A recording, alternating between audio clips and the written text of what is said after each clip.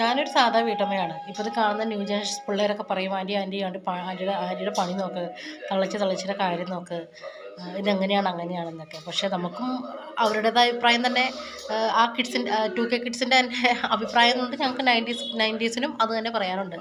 Big ബോസിൻ്റെ കാര്യങ്ങൾ, big ബോസിൻ്റെ ഇപ്പോൾ ഈ ബിഗ് ബോസ് ഷോയുടെ കഴിഞ്ഞ സീസണിൽ ജാസ്മിന് വൃത്തിയില്ല, ജാസ്മിൻ അങ്ങനെ ചെയ്ത് ഇങ്ങനെ ചെയ്ത് എന്നെല്ലാം അങ്ങനെ ഒത്തിരി ട്രോൾസും കാര്യങ്ങളും എല്ലാം ഇറങ്ങി.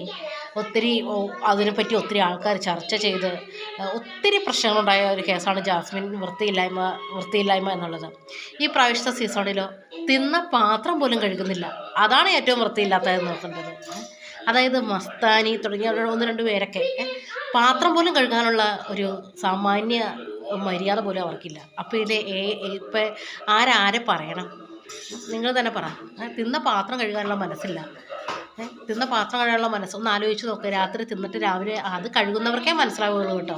അപ്പോൾ ഞാൻ പറയുമല്ലോ, ആൻറ്റിയുടെ പണി നോക്കുന്ന എല്ലാവരും പറയും.